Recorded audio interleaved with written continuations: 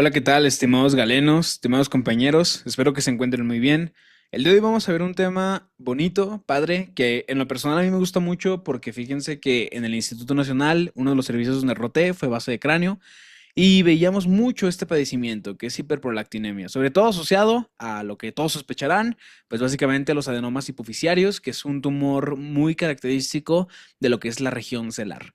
Entonces, vamos a hablar de hiperprolactinemia. Evidentemente, en esta clase no vamos a tocar nada más allá profundo sobre cuestiones neuroquirúrgicas o algo que tengan que ver con algo muy avanzado, porque recordemos que somos médicos generales y estamos estudiando para el examen nacional a residencias médicas. Entonces, vamos a centrarnos a lo que la GPC nos dice de hiperprolactinemia, qué es lo que tenemos que empezar a sospechar, ver causas fisiológicas de elevación de prolactina, ver causas farmacológicas y evidentemente en qué momento empezar a sospechar un adenoma hipofisiario. Entonces vamos a pensar que somos médicos generales todos y que vamos a entender este tema de la cuestión desde las cuestiones más básicas, ¿vale? Entonces, empezando con el tema de hiperprolactinemia, primero tenemos que definir qué es esto, ¿no? Tenemos que definir que como tal la hiperprolactinemia es una elevación persistente de la prolactina. Los niveles normales de prolactina en una mujer corresponden a 25 nanogramos sobre mililitro, en un hombre son de 20 nanogramos sobre mililitro. Todo lo que exceda este valor, este número, va a ser hiperprolactinemia. Ahora, tenemos de hiperprolactinemias a hiperprolactinemias, ¿no? O sea, es muy diferente que yo tenga una hiperprolactinemia de 50 nanogramos sobre mililitro o una de 30 a una de 1000 a una de 700. Entonces, de inicio entender esto, hay causas fisiológicas que pueden elevar la prolactina y no necesariamente indicarnos una patología o algo malo, ¿sale? Eso de inicio. Ahora, ¿qué voy a pensar de inicio cuando yo vea un nivel entre 25 a 100? Si yo veo que un paciente llega con laboratorios, un perfil hormonal donde me expresa una prolactina de 25 a 100, hay que pensar en dos cosas: causas fisiológicas, embarazo, coito y demás cosas que vamos a ver más adelante. O dos, una causa farmacológica, que ahorita vamos a ver que algunos tratamientos que ahí interfieren con la dopamina, vamos a ver que se asocian muchísimo, sobre todo tratamientos psiquiátricos y otro tipo de tratamientos que también bloquean receptores dopaminérgicos. En cuanto a epidemiología, tenemos que se presenta más en mujeres, la diferencia es brutal, fíjense que se presenta más en una cantidad de 10 a 1 en esa razón. Y pues si se fijan, como bien les digo, o sea, la diferencia es brutal, ¿no? Por lo general, la clásica paciente que va a llegar va a ser una paciente en edad fértil, entre 20 y 50 años, y pues va a llegar con distintas manifestaciones clínicas, pero una que nos tiene que llamar muchísimo la atención porque está hiper asociado son alteraciones menstruales. Por lo general, estas pacientes llegan a tener oligoamenorrea o incluso pueden ser infértiles, ¿vale? En este caso, por una cuestión funcional, un desorden hormonal que tenemos ahí presente, ¿vale? La GPC nos establece que el 17% de las pacientes con hiperprolactinemia se relacionan con problemas menstruales. Entonces, la tasa es súper elevada para este tipo de problemas junto con hiperprolactinemia, ¿vale? Ahora, vamos a entender qué es la prolactina, que básicamente pues ya sabemos que esta es una hormona polipeptídica, está compuesta por 199 aminoácidos y hay que recordar que se libera de la adenohipófisis, que es la hipófisis anterior, que básicamente es la más, digamos, funcionante porque libera 5 tipos de hormonas distintas, ¿no? La TSH, la LH, la FSH, la prolactina propiamente y la ACTH, cada una con distintas funciones y derivada de distintas células. En este caso, la hormona polipeptídica llamada prolactina, en este caso que la estamos revisando, se libera de unas células especiales que se conocen como células lactotrópicas, ¿vale? Nada más como ahí recordatorio y como anexo a la clase, digo, esto fue de una clase que di recientemente a los chicos del curso, pero nada más como anexo, en la pars media, que es esta zona intermedia entre la neurohipófisis y la adenohipófisis, tenemos una hormona muy importante, que es la propomelanocorticotrofina, que esta está compuesta por tres cosas, que son beta-endorfinas, adenocorticotrofina, una pequeña fracción, porque recordemos que la parte más importante es de la adenohipófisis, y tenemos la hormona estimulante de melanocitos, ¿vale? La famosa MSH. En la neurohipófisis, que es donde se almacenan dos hormonas muy importantes, que es la hormona antidiurética y la oxitocina. Estas dos se producen en el hipotálamo, específicamente por dos núcleos, el paraventricular y el preóptico. Ya después veremos diferencias importantes en lo que tiene que ser la adenohipófisis y la neurohipófisis, porque son cuestiones muy distintos en cuanto a la región hormonal, ¿sale? Unos tienen el sistema porta, otras tienen neuronas magnocelulares que vienen de estos núcleos que mencionaba, pero ya cuando veamos una clase específica de esto, vamos a irnos a fondo con esto, ¿vale? De inicio, solo con que sepan esto básico es necesario, ¿vale? Es importante, ¿vale? En cuanto a la función de la prolactina, vamos a tener que es una hormona que ayuda al desarrollo de las mamas durante la lactancia. Sabemos que también en el embarazo hay cambios a nivel de los senos maternos para poder prepararse para cuando llegue el recién nacido. Y pues básicamente es algo fundamental, ¿no? La lactancia, sobre todo, sabemos que es uno de los mecanismos protectores para el niño e incluso para la madre, para ciertas patologías, y que es fundamental. Recuerden que la OMS establece que hay que dar 6 meses de lactancia exclusiva. Se puede prolongar la lactancia hasta 2 meses de edad, lo cual es muy bueno. Incluso apoya la economía de la familia porque pues es un recurso fisiológico en el cual no hay que gastar y debemos de siempre como médicos fomentarla. La prolactina tiene una vida media de 50 minutos y por lo general tiene distintos pivotes por ahí que pueden elevar la prolactina. Sobre todo está muy ligada a lo que es el ciclo circadiano, ¿vale? Sobre todo el mayor pico que nos establece la guía de práctica clínica donde se libera la prolactina es en el sueño, ¿sale? Dormir es de los aspectos más importantes para el ser humano, por eso cuando somos recién nacidos, pues nos la pasamos durmiendo, ¿no? Y eventualmente, conforme nos vayamos haciendo ancianos, vamos a dejar de dormir poco a poco, pero el sueño es vital, ¿sale? Es vital. Y en este caso, ni se diga para la cuestión hormonal, porque la prolactina se libera en este momento. Además de esto, además de tener una función específica la prolactina, también tiene una antefunción. La antefunción, siempre que se hable de este término, vamos a recordar que hace referencia a que tiene también regulaciones negativas sobre otras hormonas. En este caso, todas las hormonas sexuales o de la función gonadal, ¿sale? Tenemos una disminución en lo que es la FSH, la LH, la GnRH, que es esta hormona estimulante hipotalámica que a final de cuentas su función es estimular tanto la FSH como la LH. Tenemos una disminución de estrógenos, una disminución de testosterona. Entonces, si se preguntan cuál va a ser la clínica clásica de estos pacientes, pues tiene que ver con estos defectos hormonales. Entre yo más arriba tengo una prolactina, más baja voy a tener mi función gonadal y por ende voy a tener un hipogonadismo, ¿vale? En este caso, si yo tengo un hipogonadismo, en este caso sería hipogonadotropo, vamos a tener manifestaciones diferentes a nivel del hombre o la mujer, ¿no? En el hombre vamos a tener pues la disminución de la libido, disfunción sexual, porque pues básicamente la testosterona pues va a estar por el suelo, ¿no? En el caso de las mujeres vamos a tener el lado contrario, vamos a tener una mujer que tenga alteraciones menstruales, oliggoamenorrea o incluso infertilidad, ¿vale? Además de esto, sabemos que se eleva muchísimo la prolactina. La prolactina sirve para la generación de estos senos maternos y la lactancia, entonces podemos tener galactorrea, ¿vale? Más adelante vamos a ver esto en la clínica. En cuanto a lo que sería inhibiciones de la prolactina por una sustancia muy importante en nuestro cerebro, que es la dopamina. Sabemos que la dopamina, pues básicamente tiene distintas funciones, pero una de sus principales es la regulación negativa, en este caso, de lo que es la prolactina. Entre más arriba yo tenga la dopamina, más inhibición de la prolactina va a existir, ¿vale? Muy importante esto porque fíjense que varios fármacos psiquiátricos interfieren con lo que es este metabolismo de la prolactina, ¿no? Si yo le doy antipsicóticos a mi paciente como aloperidol, olanzapina y distintos tipos más de antipsiquiátricos, quetiapina, ¿qué va a pasar?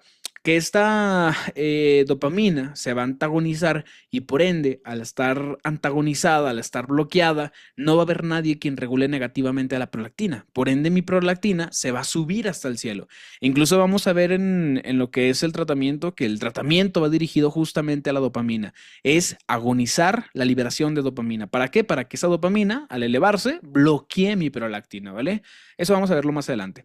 En cuanto a lo que serán estas células lactotrópicas y su relación con la dopamina, fíjense que expresan receptores de dos, que son receptores del sistema, ahora sí, dopaminérgico, que justamente esta relación pues tiene que ver con la dopamina, ¿vale? Vamos a ver que no solamente los medicamentos psiquiátricos se asocian, hay muchos más y ahorita vamos a ver una lista enorme, pero uno de los principales que también quiero que recuerden son estos medicamentos que usamos para el vómito, ¿no? Por ejemplo, la metoclopramida es uno de ellos que sí tienen que recordar porque es una pregunta muy puntual que por ahí nos pueden hacer.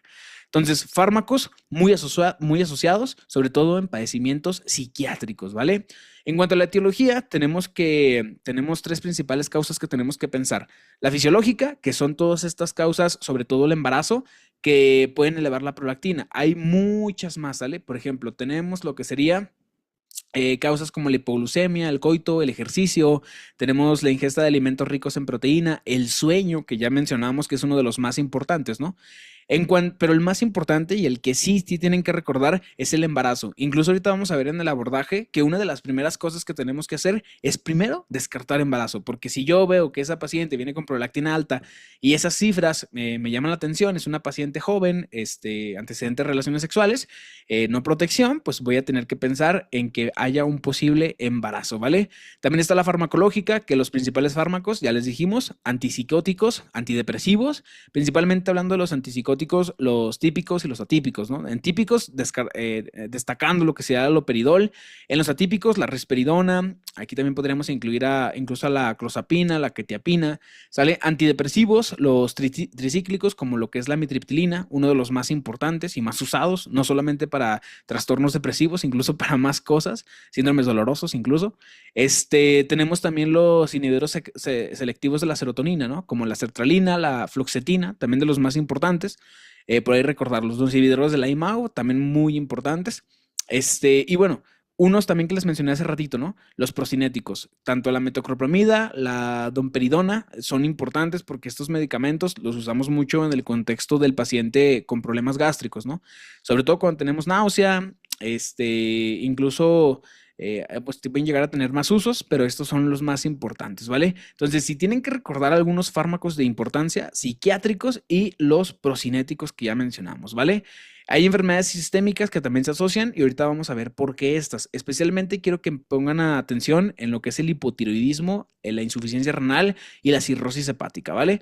Ahora, tenemos una tercera causa también importante que sería la tumoral. La tumoral por lo general van a ser cifras súper elevadas de prolactina. Entonces, si yo veo que tenemos un paciente con prolactina de más de 100, hay que empezar a pensar que ese paciente puede tener un tumor, específicamente un adenoma hipofisiario. Los adenomas hipofisiarios, ya sabemos que son tumores de la región celular, es un tumor propio de células de la hipófisis y por lo general se clasifican en funcionantes y no funcionantes. Los funcionantes, a manera muy simple, son aquellos que producen hormonas. A manera simple, los que no son funcionantes son todos aquellos que no producen hormonas, ¿vale? En este caso, el prolactinoma, y quiero que pongan mucha atención en esto, representa el 40% de los adenomas hipofisiarios. De todas las variantes que puede tener el adenoma, que si productor de hormona de crecimiento, que si productor de hormona tiroidea y todo esto, uno de los más importantes y el más importante de todos es el prolactinoma, ¿sale? Es el más común de todos y por lo general es un microprolactinoma. Ya veremos más adelante que se clasifica en micro y macro, eso depende si es de menos de 1 centímetro o más de 1 centímetro, ¿vale? ¿Por qué es importante esto? Porque la relación tan importante que tiene con estructuras anatómicas le va a dar su clínica característica a este tipo de tumor, ¿vale? Vemos que acá arriba tenemos el quiasma óptico, vemos que tenemos arterias del polígono de Willis, específicamente la arteria cerebral anterior y la comunicante. Tenemos el seno cavernoso y más arriba tendríamos lo que es el tercer ventrículo. Entonces, incluso la región hipotalámica. Entonces, es muy importante. Nada más como dato adicional, esto no lo apunte ni nada, no creo que venga para nada en el nacional, pero en neurocirugía utilizamos dos escalas importantes. La clasificación de NOST, que básicamente nos habla sobre la infiltración del tumor a lo que es el seno cavernoso. Y esto importante porque pues recordemos que por el seno cavernoso pasan muchas estructuras importantes, ¿no? Los pares craneales 3, 4, 5 y 6 y lo que sea la arteria carótida interna. Y tenemos también la otra clasificación importante, que sería la clasificación de Hardy-Vecina, que básicamente esta nos habla sobre la infiltración a lo que sería el tercer ventrículo. Entonces, es muy importante porque a final de cuentas es un tumor que por sus relaciones, y esto es lo que más quiero que se guarden de lo que acabo de mencionar, es que tiene altas relaciones importantes. Entonces, las manifestaciones clásicas de un paciente con hiperprolactinemia derivado de un prolactinoma van a tener adjunto a lo que sería déficit visuales, va a tener cefalea, ¿sale? A final de cuentas, incluso puede tener apoplejía esos tumores, ¿sale? ¿Qué es la apoplejía? Pues básicamente que se infarta la zona del tumor. Entonces, ya lo veremos más adelante a qué se refiere todo esto. En cuanto a etiología, como datos adicionales, ya les mencionaba el hipotiroidismo grave, que es uno de los datos también importantes. Fíjense que esto sucede porque la TRH, que es una hormona que básicamente estimula la hipófisis, esta se libera de lo que es el hipotálamo para estimular la TSH de la hipófisis, ¿no? De la adenohipófisis. Generalmente la TRH tiene un efecto potenciador en la prolactina. Entonces, cuando tenemos hipotiroidismo primario, que es cuando se afecta la glándula tiroides propiamente, acuérdense que eso pasa en el 99%, el hipotiroidismo la principal causa es autoinmune, por lo general es una tiroiditis de Hashimoto. Lo que sucede es que tanto la TSH como la TRH se elevan y estas se elevan a manera compensatoria para tratar de echarle push a lo que sería la glándula tiroidea, pero la glándula tiroidea pues está afectada porque tiene una patología autoinmunitaria por anticuerpos que están destruyendo lo que es las células foliculares, ¿no? Que a final de cuentas van a ser las que van a producir a través del coloide la T3 y la T4. Entonces la TRH se encuentra elevada, en ese caso de pacientes con hipotiroidismo primario. Esto va a generar efectos potenciadores en la prolactina y generar hiperprolactinemia. Ahora, en cuanto a la cirrosis hepática y la enfermedad renal crónica, fíjense que lo que se ha asociado y las hipótesis que existen es que hay un ambiente hiperestrogénico que lo que hace es que eleva lo que es la prolactina. Recordemos que los estrógenos tienen una regulación negativa por la prolactina. Entonces, si tenemos un hiperestrogenismo, lo que va a suceder es que va a tratar de estimular la prolactina, ¿sale? Y pues esta se va a elevar eventualmente hasta generar hiperprolactinemia. Incluso tenemos otros factores que pueden elevar la prolactina, ¿no? Crisis epilépticas, radioterapia en cráneo, el estrés eleva la prolactina, incluso exposición a algunos metales pesados. Por ejemplo, tenemos aquí el arsénico, el bario, el mercurio. Entonces, muy importante porque a final de cuentas hay muchísimas cosas que elevan la prolactina, pero definitivamente, si se tienen que acordar de tres cosas importantes: fisiológica, farmacológica y tumoral. Son las tres causas importantes que de principio pueden venir en una pregunta de caso clínico del examen nacional.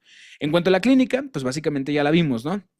En hombres, pues ya sabemos que la regulación negativa de la testosterona nos va a llevar a disfunción de la libido, nos va a llevar a impotencia sexual, disfunción eréctil. Básicamente la reducción del flujo seminal también va a ser una característica en estos pacientes.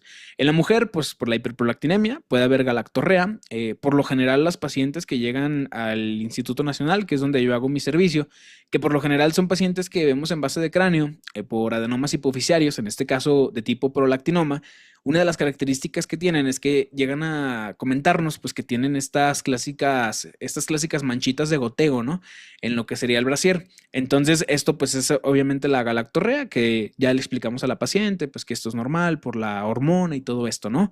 Además de esto puede tener oligomenorrea, ya sabemos que los trastornos menstruales son muy frecuentes, e infertilidad. Recuerden que es una de las características más importantes. Ahora, los prolactinomas, ¿qué tienen aparte? Esto es en cuestión hormonal, algo que sucedería de manera normal por la hiperprolactinemia. Pero, ¿qué debemos agregar para pensar en una hiperprolactinemia derivado de un prolactinoma? Pues tenemos que pensar en síntomas compresivos. En este caso, cuando el tumor crece, va a apachurrar lo que sería el quiasma óptico. Entonces vamos a tener una mianopsia bilateral bitemporal homónima. En este caso, esta mianopsia bitemporal va a ser una mianopsia donde los dos campos, que correspondería a esta que ven aquí, la segunda, o acá de este lado también tenemos una campimetría, donde vemos que los dos campos temporales, tanto el superior como el inferior de cada ojo, de cada lado, están bloqueados. Entonces, por lo general, el paciente nos va a decir que no ve hacia los lados, ¿vale? Solamente ve el campo nasal, que sería el campo más medial. Además de esto, puede haber cefalea. Y como bien ya les menciono, al momento de que crece lo que es el tumor, puede haber compresión de las arterias que están arriba, que en este caso sería la comunicante y sería la cerebral anterior. Entonces, esa compresión puede generar apoplejía de lo que es el tumor e incluso encontrar una pequeña zona quística de lo que es el tumor a través de la resonancia magnética, ¿no? Clásicamente a este signo que vemos aquí se le conoce como el signo del muñeco de nieve al revés, porque acá vemos la cabecita, acá vemos el cuerpo. Puede haber más datos, incluso puede haber erosión de la lámina del esfenoides o del yugun esfenoidal, también se conoce como el plano esfenoidal. Entonces, pues es muy importante tenerlo en cuenta porque a final de todo, pues nos va a dar el diagnóstico imagenológicamente estas características, ¿vale? Tenemos que el macroadenoma, pues es aquel que mide más de 1 centímetro, el microadenoma es aquel que mide menos de 1 centímetro. Aquí la GPC nos dice que el 90% van a ser microadenomas, ¿vale? Fíjense que esto, digo, sí obviamente hay que hacerle caso a la GPC en este caso, porque pues es parte de la guía de práctica clínica, pero fíjense que esta evidencia ya está un poco viejita. Entonces, nada más recuerden que sí, siguen siendo más frecuentes que sean microadenomas, pero el porcentaje ya no es tan alto, ¿vale? Por lo general lo superan como por un 10-15%, no es mucho. Como bien dice aquí, pues aquí sí se la volaron, ¿no? 90% microprolactinomas, ¿no? Pero sí es importante, recuerden que lo más frecuente es que sean microprolactinomas, ¿vale?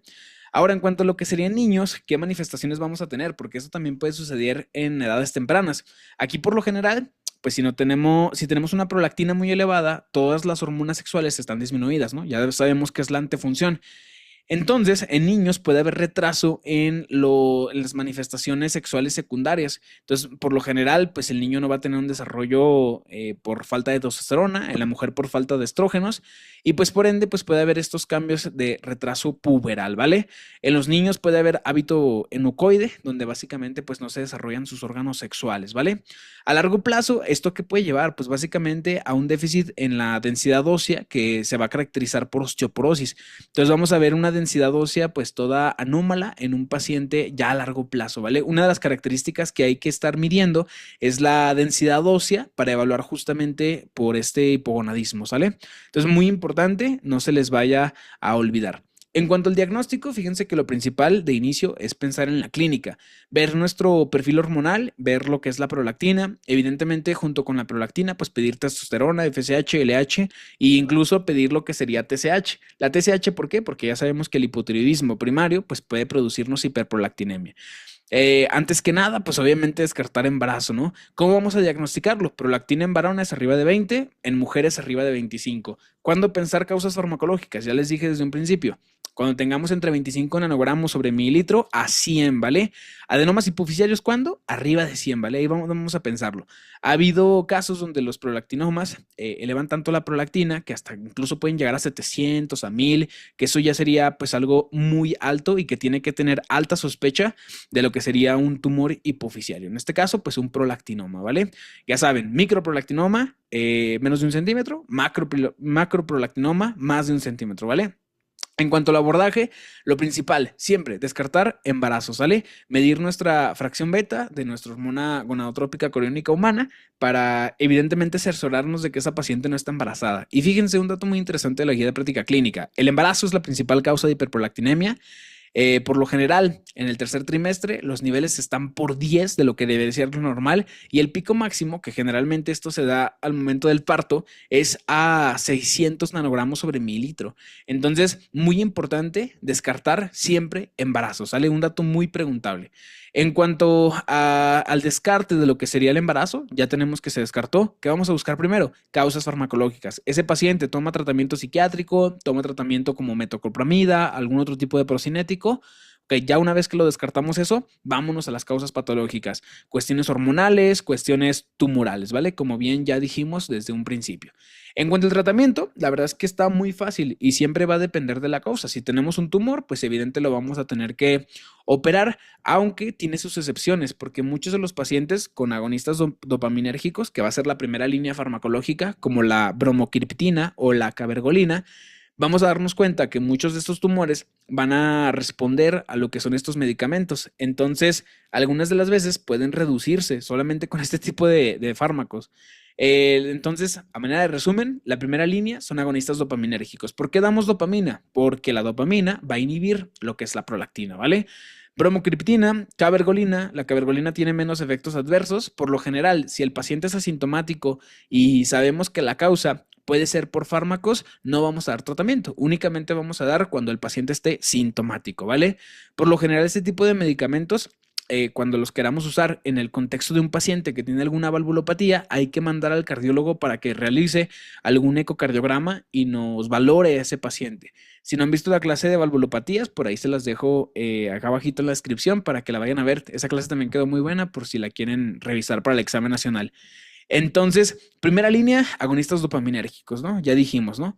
En cuanto a la cirugía que se realiza para lo que es el adenoma hipoficiario, es una cirugía que actualmente se hace transnasal endoscópica, donde básicamente pues se mete un endoscopio por lo que es la nariz hasta llegar al seno esfenoidal, se rompe toda esta estructura y se diseca todo lo que es el tumor, ¿vale? Entonces, muy importante, espero algún día en mi carrera como neurocirujano, que espero que sí lo logre, pueda llegar a hacer algún tipo de pueda llegar a hacer algún día este tipo de cirugías. Entonces, eso es básicamente la manera en que se opera a los pacientes. Digo, ocupa mucha más técnica y cosas que todavía no sé, cosas que voy a aprender en un futuro, pero a manera sencilla es esto, ¿vale?